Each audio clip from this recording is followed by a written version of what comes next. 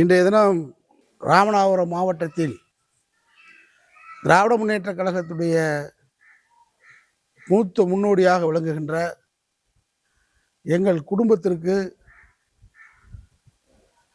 வழிகாட்டியாகவும் மூத்த அண்ணனாகவும் திகழ்கின்ற திராவிட முன்னேற்ற கழகத்தின் முன்னாள் தலைமைச் செயலர் உறுப்பினர் தொழிலதிபர் அபிராமம் மோகன் அவருடைய இல்ல விழாவிற்கு நான் இங்கே வருகை தந்தேன். வருகை தந்த நேரத்தில் இந்த ஆண்டு நம்முடைய பசும்பொன் முத்துராமலிங்க தேவருடைய வீர வணக்க நாள், அவருடைய செம்மார்ந்த புகழ் அஞ்சலியை செலுத்துகின்ற நாள் நான் வர முடியவில்லை. என்னுடைய தாயாருடைய உடல்நலம் குன்றி அண்மையிலே மரணமடைந்தார். ஆகவே அண்ணன் மோகன் வீட்டிற்கு வந்த இடத்தில் எனது தந்தையார் சிவகுமாரின் அவர்களுக்கு குருவாகவும் தலைவராகவும் திகழ்ந்திட்ட முடிசூடா மன்னனாக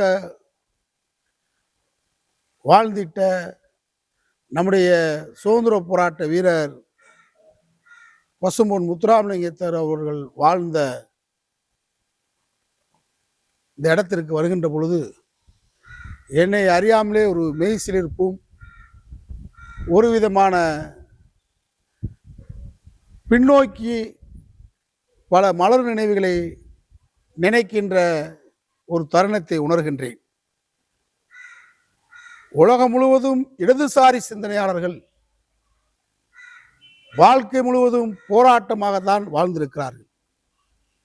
அவருடைய வாழ்க்கை என்பது வரலாறாகத்தான் அமைந்திருக்கிறது. நம்முடைய பசும்பொன் முத்துராமலிங்க தேவர் அவர்களை பொறுத்தளவில் சுதந்திர போராட்ட வீரர், எந்த சமரசத்துக்கும் ஆளாகாமல் சுயமரியாதையோடு தன்மானமாக வாழ்ந்திட்ட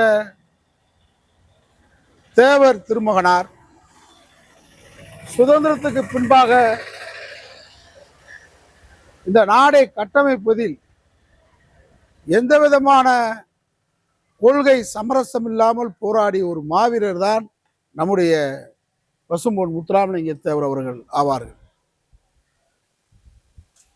அவர்களை பொறுத்தளவில் சாதி மதங்கள் கடந்து தமிழ் சமூகமாக இந்த சமூகம் நிலை பெற வேண்டும், வாழ வேண்டும் என்பதற்காக வாழ்நாள் முழுவதும் பாடுபட்ட ஒரு மாபெரும் தலைவர்.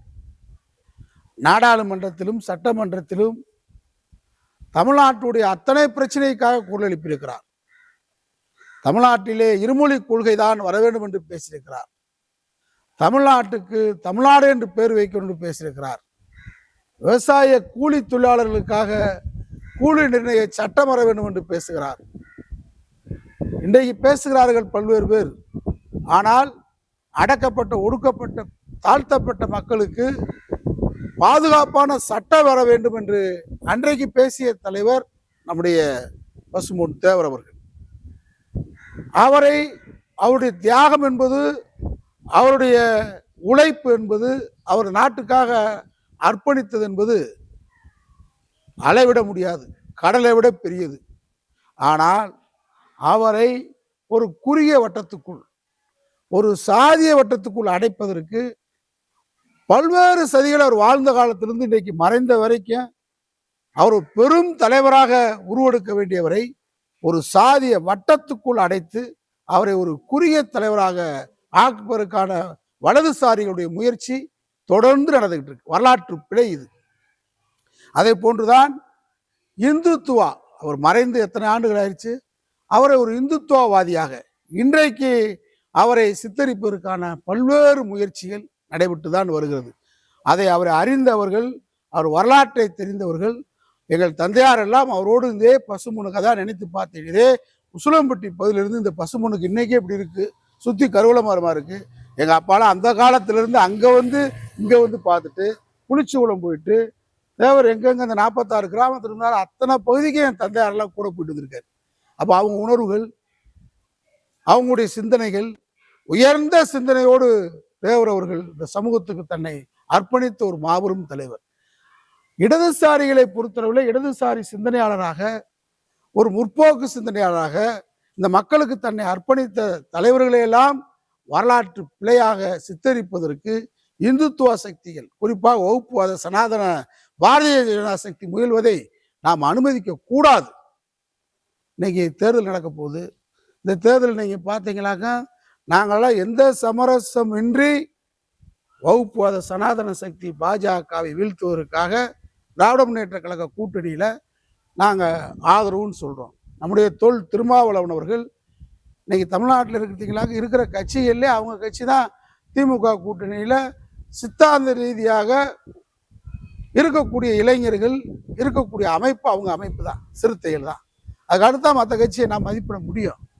ஆனா இன்னைக்கு இந்த நம்முடைய தேவர் அவர்கள் சொல்றது மாதிரி இடதுசாரி சிந்தனையாளர்களை எப்படியாவது ஜாதிய வட்டத்துக்குள்ள கொண்டு வந்து திணிக்கிற மாதிரி, ஒரு மத அமைப்புக்குள்ள போய் திணிக்கிற மாதிரி, மதங்களுக்கு சாதிகளுக்கு அப்பாற்பட்ட ஒரு பெரிய தலைவரை இன்னைக்கு இந்தியாவே போற்றக்கூடிய ஒரு முத்துராமலிங்க தேவர்களை ஒரு சாதிய வட்டத்துக்குள்ள கொண்டு போய் குறுகிய மனப்பான்மையோட திணிக்க பார்க்கறது, அதை போன்று மத அடையாளமா ஆக்குறதுக்கு இப்போ முயற்சி பண்றாங்க. நான் கூட மதுரையில் கருத்தரங்கு நடத்தினேன். தேவர் அவர்களை பொறுத்த வீட்டில் உங்களை பார்த்தீங்க, வள்ளலாரை அவர் வழிபட்டிருக்கிறார். அவர் வள்ளலார் சுத்த சுய சன்மார்க்கத்தை வழிபட்டவர். அது மாதிரி இன்னைக்கு திமுக கழக கூட்டணி இன்னைக்கு பல்வேறு கூட்டணிகள் அமைஞ்சுக்கிட்டு இருக்கு. திமுக கழக கூட்டணியை பொறுத்த அளவில் அவங்க இன்னைக்கு நம்முடைய மாண்புமிகு முதலமைச்சர் ஸ்டாலின் அவர்களை பொறுத்த அளவில் இந்தியாவிலேயே இடதுசாரி சிந்தனையோட இருக்கக்கூடிய தலைவராக இருக்கிறார். வகுப்புவாத சனாதன சக்திகளை எதிர்க்கக்கூடிய தலைவராக இருக்கிறார். ஆனால் கூட்டணி அமைப்பதில் சந்தர்ப்பவாதிகளையும் சாதிவாதி அமைப்புகளையும் மதவாத அமைப்புகளையும் வாக்கு வங்கிக்காக அவர் இணைப்பது ஒன்றும் தவறு இல்லை. ஆனால் பேஸ் மட்டத்தை ஒழுங்கா போடணும். இன்னைக்கு வலிமை ஆற்றலுக்கு அப்படின்றத யோசிக்கணும். விடுதலை சிறுத்தைகளையோ கம்யூனிஸ்ட் கட்சிகளோ இன்னைக்கு தொழிலாளர் வர்க்கத்திற்காக போராடக்கூடிய கட்சி.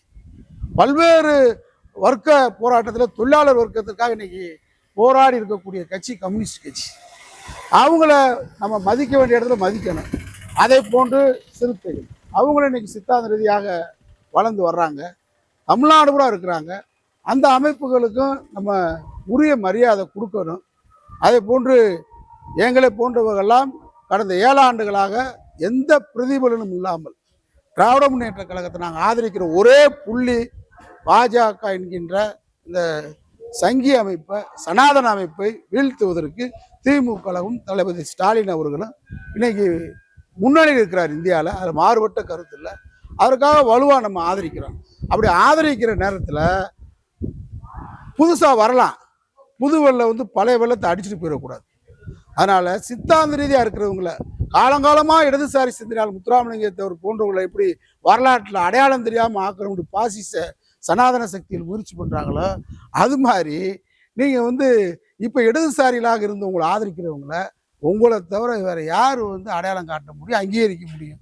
இன்னைக்கு தமிழ்நாட்டில் நீங்கள் தான் இப்போ தலைவர் கலைஞர் இருந்தாருன்னு சொன்னால் கல்யாண சுந்தரனார், அன்னைக்கு இருந்த மணலி கந்தசாமி, சங்கரையா, பி ராமமூர்த்தி, பாப்பா உமானாத், இவங்களோடலாம் போராடிய தலைவர் கலைஞர். ஆனால் அதுக்கு பின்னாடி அதெல்லாம் அறிந்து இன்றைக்கு இந்தியாவிலேயே சனாதன சக்தியில் வீழ்த்துகின்ற தலைவராக தளபதி மு.க. ஸ்டாலின் திகழ்றீங்க.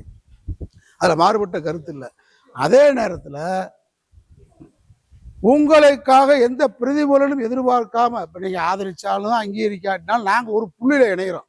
திருமாவா இருக்கட்டும், நானா இருக்கட்டும், கம்யூனிஸ்டுகளாக இருக்கட்டும், எல்லாமே நாங்கள் ஒரு புள்ளியில் ஆதரிக்கிறோம். எந்த புள்ளியில்? இங்கே வரலாற்று திருடுகளாக இப்போ கீழடி அகழ்வாய்வு எவ்வளோ போராடினதுக்கு பின்னாடி தான் அந்த ஆய்வறிக்கை ஏற்றுக்கிட்டு இருக்காங்க. இதெல்லாம் எதிர்த்து போராடக்கூடிய வலிமையும் வல்லமையும் திராவிட முன்னேற்ற கழகத்துக்கும் தளபதி ஸ்டாலினுக்கு இருக்குது. அப்படின்னா நாங்கள்லாம் வலதுகரமாக இடதுகரமாக நிற்கிறோம். அப்போ நிற்கிறவங்களுக்கு இந்நேரம் கூப்பிட்டு ஒரு அங்கீகாரம் பண்ணியிருக்கணும். ஒரு அங்கீகாரம் உங்கள் காலத்தில் அங்கீகாரம் பண்ணாமல் நீங்கள் இடதுசாரி சிந்தனையாளர்களை, எங்களை போன்ற பெரியாரி சிந்தனையாளர்களை, அம்பேத்கரி சிந்தனையாளர்களை நீங்கள் ஆதரித்து நீங்கள் ஒரு அங்கீகாரம் கொடுக்கலன்னா அடுத்த தலைமுறை இதோட மோசமாக இருக்குது. இன்னைக்கு தேர்தலுக்கெல்லாம் மோசமாக இருக்குது. காசு கொடுத்தாதான் வாக்காளர் ஓட்டு போடுற நிலைமைக்கு வாக்காளரையும் சேர்த்து ஆக்கிட்டோம். அவனையும் லஞ்சமயம் ஆக்கிட்டோம். தேசியமாக்கின மாதிரி பஸ்ஸை தேசியமாக்கினார் கலைஞர். இப்போ வாக்காளரை லஞ்சத்துக்கு தேசியமாக்கியாச்சு. மக்களையும் எல்லா கட்சியும் பணம் கொடுக்குற கொண்டு வந்துட்டாங்க. கட்சியில் சீட்டு கொடுக்குறதும் கோடி இருந்தாதான் அப்படின்னு நிலைமைக்கு தள்ளிட்டீங்க. அப்போ கோடிகளை கொள்ளையடிச்சு தான் கொள்ளையடிக்கிறவங்க தான் கோடி கொடுத்து ஜெயிக்க வர முடியும். அப்போ இந்த இதை உங்கள் காலத்தில் நம்முடைய தளபதி ஸ்டாலின் காலத்தில் மாற்றாமல் யார் காலத்தில் மாற்ற போறீங்க? அதனால் தேர்தல் களம் அறிவிச்சாச்சு. விடுதலை சிறுத்தைகளை பொறுத்தவரை நாடு முழுவதும் அவங்க வளமாக இருக்காங்க, கொள்கை ரீதியாக இருக்காங்க, சித்தாந்த ரீதியாக இருக்கிறாங்க. அது மாதிரி அருந்ததி அமைப்புகள் நீங்கள் சாதாரணமாக பார்க்குறீங்க. நூற்றுக்கணக்கான அமைப்புகள், இடதுசாரி அமைப்புகள், அருந்ததி அமைப்புகள், அம்பேத்கர் அமைப்புகள், சிறுத்தைகள் போன்றவர்கள், எங்களை போன்றவர்கள் நூற்றுக்கணக்கானவர்கள் ஆங்காங்கே ஒரு பூத்துக்கு 50 ஓட்டு கூட போட வச்சுக்கிறோங்க. அப்போ இவங்கெல்லாம் எந்த எந்த எதிர்பார்ப்பும் இல்லை. யாராவது பையனுக்கு வேலை கேட்டு வந்தாங்களா, டெண்டர் கேட்டாங்களா, இல்லை பாட்டிலுக்கு பணம் கேட்டாங்களா, இல்லை டாஸ்மாக் வேலை எடுத்தாங்களா? இவங்களாம் எந்த ஒரே ஒன்று, பாரதிய ஜனதாவை நீங்கள் எதிர்க்கிறீங்க. பாரதிய ஜனதா நாட்டுக்கு ஆகாத கட்சி, சனாதன எதிர்ப்பு, அதில் நாங்கள்லாம் ஒன்றா இணைகிறோம். இதை தவிர என்ன எதிர்பார்ப்பு இருக்குது? அப்போ எதிர்பார்ப்பு இந்த வேல்முருகன் போயிட்டார். அப்போ சனாதனத்தை எதிர்க்கிறதுக்காக ஒன்று சொல்லுவோம், நாங்கள் எல்லாம் சேர்ந்து சனாதனத்தை எதிர்க்கிறோம் ஒரு கட்டத்துக்கு வந்துட்டா என்ன ஆகும்? நாங்கள் சனாதன எதிர்ப்பில் திமுக மாவட்ட செயலாளர்களை விட, திமுக மந்திரிகளை விட நாங்கள் கூட தான் எதிர்க்கிறோம், வழக்கு வாங்குறோம், சந்திக்கிறோம். அவங்க சனாதனமே தெரியாதாலும் திமுக அமைச்சராக இருக்காங்க, அதெல்லாம் பேசுனா அசிங்கமாக போயிடும். நான் 3 கேள்வி திமுக இருக்கிற ஒரு முக்கியமான ஆளுகளை கேட்குறேன். சுபவீரபாண்டியன் நடத்துகிற கட்சிக்கு பேர் சொல்லுங்க. 4 அமைச்சரை கூப்பிட்டு சுபவீரபாண்டியன் அப்பா யாருன்னு சொல்லுங்க. நான் சொல்ற அமைச்சரை கூப்பிடுறேன் அறிவாலயத்துக்குள்ள. அப்படியால வச்சுக்கிட்டு நீங்க கோடி கோடியா கொள்ளை அடிச்சுட்டு வசந்தமா வாழ்ந்துட்டு இருக்காங்க. நாங்க இன்னும் கரடு முறையோட பார்த்துட்டு 27 முறை ஜெயிலு, தேசிய பாதுகாப்பு சட்டம், மொழி இனம் போராட்டம்னு வாழ்ந்துகிட்டு இருக்கிறோம். அது மாதிரி சிறுத்தைகள்லாம் கூப்பிட்டு நேரம் முடிச்சிருக்கணும். ஏன்னா ஒரு சீட் 2 சீட்ல என்ன ஆக போகுது? நீங்க அங்கீகரிக்காம யார் அங்கீகரிக்கும்? ஆறு காலத்துல இந்த அங்கீகாரம் கிடைக்கும் தளபதி ஸ்டாலின் எதிர்பார்க்கிறாரு. நான் பகிரங்கமா அதை பேசுறது காரணம், நானும் இப்ப தனிப்பட்ட முறையில் பேசுறதுக்கு அப்பாயின்மெண்ட் கேட்டுட்டு தான் இருக்கேன். நடிகராக இருந்தால் கொடுக்குறீங்க, சாதி படம் வச்சுருந்தா கொடுக்குறீங்க, பெரியார் அண்ணா படம் போட்டு அரசியல் நடத்தினா லேட் ஆகுது அப்பாயின்மெண்ட். அதனால் நாங்கள் நீங்கள் என்ன பண்ணாலும் உங்களை தான் ஆதரிப்போம். அது வேறு. வேல்முருகன் போயிட்டாருன்னா அவருடைய சூழல், அவர் கேட்டது ஒன்றும் தப்பானது இல்லை. அதோட மோசமானவங்க சந்தர்ப்பவாதிகளுக்கு தான் நீங்கள் அங்கீகாரம் கொடுத்துருக்கீங்க. நாங்கள் பேர கூட்டணி தருமத்துக்காக பேரலாம் சொல்ல விரும்பலை. நாளைக்கு வேல்முருகன் உங்களுக்கு நிற்பார்.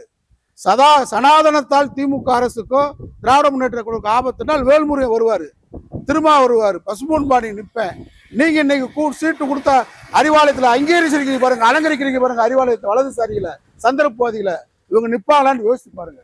அதில் பசும்பொன் தேவர் வாழ்ந்த இந்த புண்ணிய பூமியிலிருந்து நான் பேசுவது என்னன்னு கேட்டா, இடதுசாரிகளை அழிக்காதீங்க.